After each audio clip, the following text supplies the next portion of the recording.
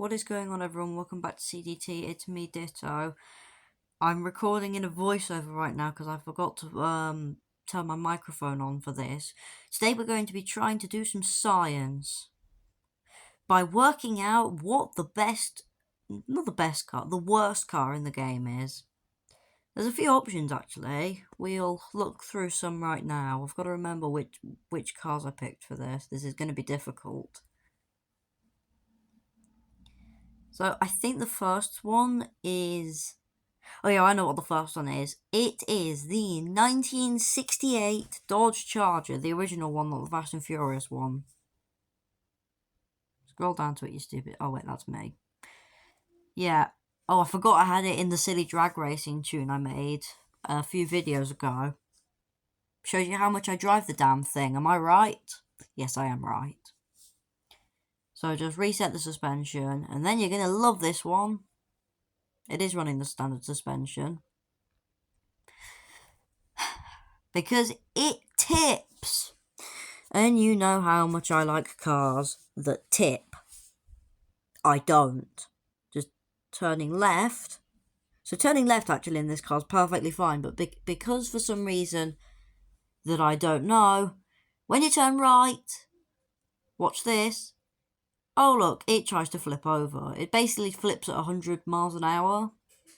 Then when you turn right, that happens. Oh look, you'll notice the front wheel actually buckling under, like a sort of cheap version of camber that's temporary. It's really, really rubbish. Don't do it. Anyway, what about a car that's just like it, only costs Robux only? Although it is faster. But it still costs Robux, so therefore it's fundamentally even worse. And it tips even easier. Because it goes faster. So they didn't even fix the handling problem. Well, by they, I mean Foxy. I think it may be deliberate. I don't know. That's what I said about it in the original video, the Charger Daytona review.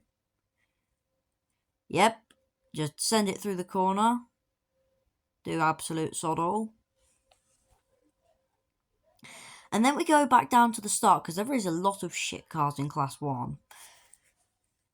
A big culprit of which is this. The Toyota Sprinter AE86 Truno.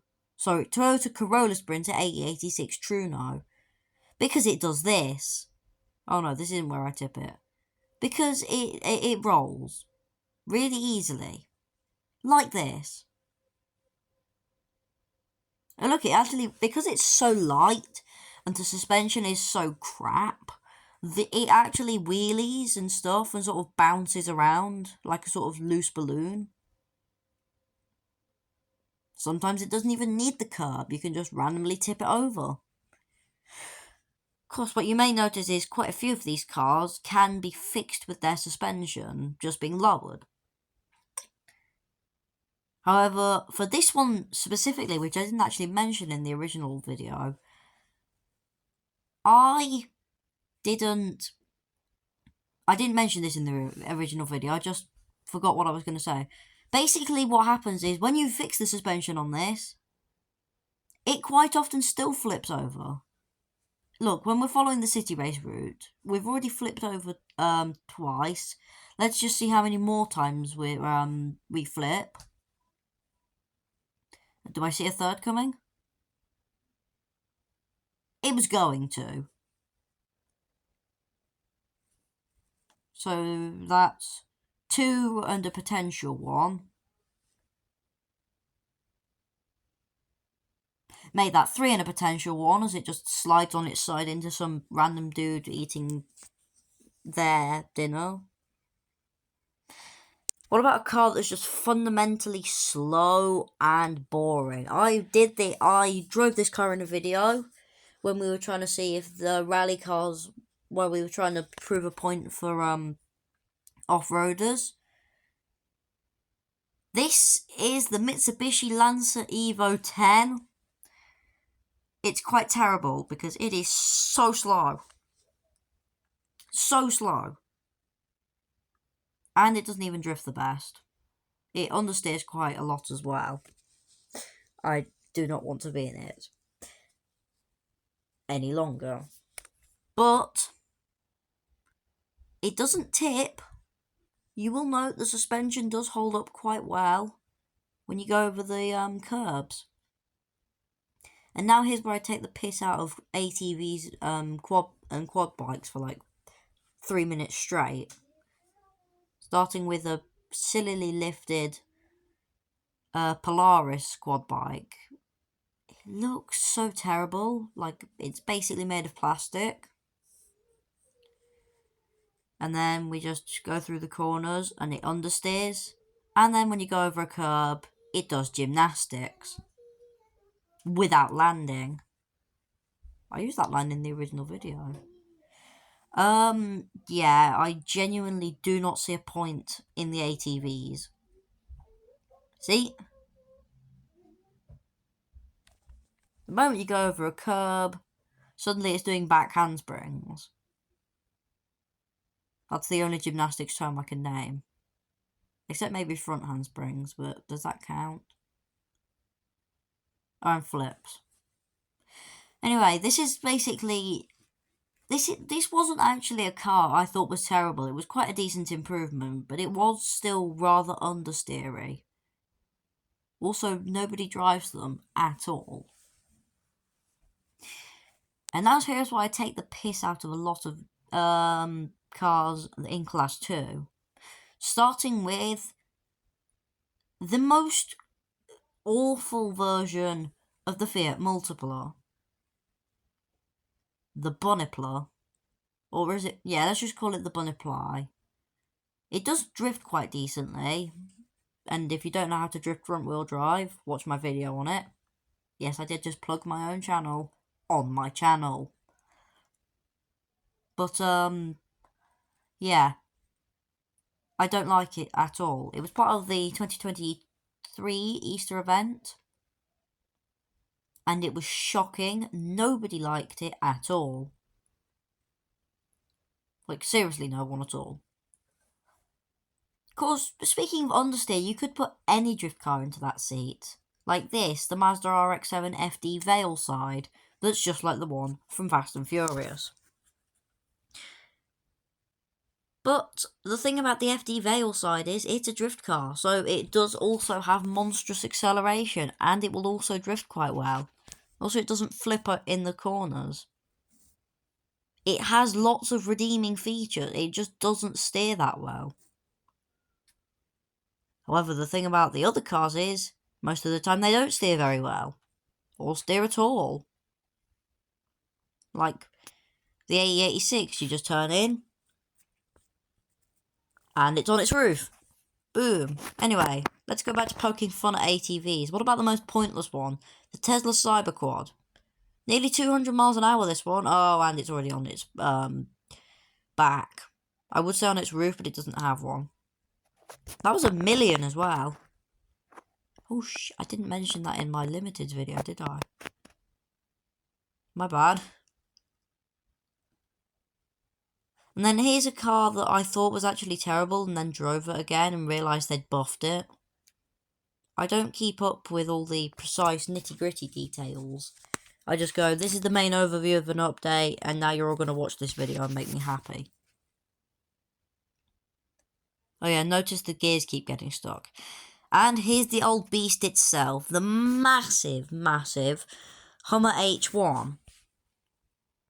It's ginormous, but despite that, while still being quite slow, it's relatively quick for something of its size. And it can drift because it's silly. Also goes off road really, really, really well. Really well, actually. Anyway. Now I have to and now we go on to the main part of the video where I just take the piss out of a Lexus LC500. It's the absolute classic worst car in the game. Because it's terrible. It has, when they're both standard and they're both fully upgraded, slower acceleration than a Ford Crown Victoria police car. which it costs 8 times more than. So you and your, whatever it is, 200 grand Lexus, boom, now you're suddenly beaten by a police officer in a crappy Crown Victoria. It also looks really ugly, and the body kit just looks shit as well. And yeah, and as I was showing you earlier, it can drift, but not the best. It's got too many gears. It slows down too much in a drift. And yet it isn't actually the worst car in the game. Because what about if we took the LC500, made it much more expensive, and then removed the body kit? Let me introduce you to the Lexus LC500 police car. The car that I regretted buying the most. 1.5 million list price now. I only bought it for $1 million because I bought it in the first sale. That's why I have the Japanese characters up the side. Because it's a wrap. But yeah, I regretted buying this car massively, and as a result of that, I drove it into a river. Accidentally. But it deserved to be there, and it deserved to drown, because this financially ruined me when I bought it as a child. Like, it was $1 million. An entire $1 million. When I was, stealing people's Koenigsegg Regeras and stuff. Although there are a couple of cars down here, it's actually the same speed as the Celine S7. Only the Celine's faster off the line, and while it does handle worse, it drifts better. And is also, I think, and it also has an interior. So yeah, in fact there are a lot of crap cars around the £1 million mark. Another big culprit is the Porsche Carrera GT. Why? I don't see what. The only reason people like this is because it's Paul Walker's car, even if it is the car he died in. I don't see the reason behind it. It's a 911 but disfigured. But yeah, we just have to get back to the point. There's no avoiding it. The Lexus LC500 police car. It is the worst car in the game. I'm declaring it as that. That's its new title. So, thank you for watching. And before I go, just quickly, what about we do the ceremonial thing that we do for the shittest car in the game? Dump it in a river. You get what you deserve, Lexus. Goodbye. Enjoy your day.